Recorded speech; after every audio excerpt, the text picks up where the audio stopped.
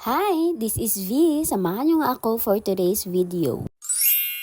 Ito na nga ang part 2 ng paggala namin dito sa bahay ng aming friendship. Pagkarating nga pala namin dito ay nandito na din ang iba niyang bisita. Mga kamag-anak niya rin pala ang mga nandito at kami lang yung hindi. Hindi nga kami kamag-anak pero mga bisita na kami, char. Balik kahapon nga pala ang birthday niya pero ngayong araw niya sinelebrate. Dati kasi kahit Webes Santo ay mayroon kaming pasok, Biyernes Santo lang yung wala. Buti na lang talaga ay wala akong pasok kasi kung meron ay nako half day yung labas natin. Bali ang pagkain nga pala na nandito sa harapan namin ay in order niya through catering. Okay din naman ito kasi no hassle ka na sa pagluluto. At syempre ang oras mo ay mailalaan mo pa sa iba mong gawain, o diba? Pagkatapos ngang ma-prepare ang lahat ng pagkain ay syempre kumain na rin kami. Yan lang din naman ang hinihintay ng lahat. Kain is life, diba? Pagkatapos kumain, syempre, to the pahinga lang saglit at bardagulan na agad. Bardagulan? Pero sa pagkakaalam ko ay birthday yung pinunta namin dito, hindi pa ngunguha ng gulay. Paano ba naman kasi nanguha ng dahon ng kalabasa itong kasama namin para daw pang ulam nila tomorrow? Tomorrow? English yun ha?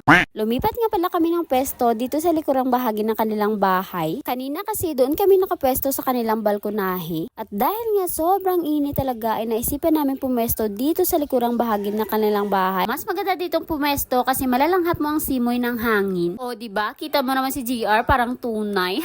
At talaga namang feel na feel ko ang pagkanta sa mga oras na yan. Akala mo naman talaga ay magaling kumanta, yun pala sintunado. Napansin ko pala ang pusa dito sa ilalim ng inuupuan ko. Aba naman napakabait. Napakagandang gumala dito guys kasi mayroon silang mga alagang hayop. Pwede mong makukuha anytime, char.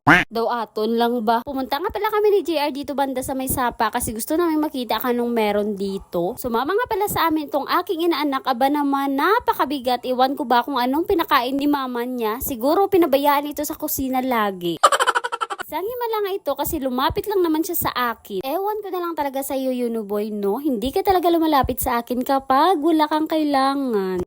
By the way, bago nga pala matapos ang video na to, gusto ko lang sanang malaman kung tagasan kayo para naman ma-shoutout kita sa next vlog ko. Shoutout nga pala kay Tuesday Saldua from Leyte. Thank you sa panonood. My number 1 talasender sa muli. Maraming salamat. Oh siya, ito na muna for today's video. Salamat sa panonood. Bye!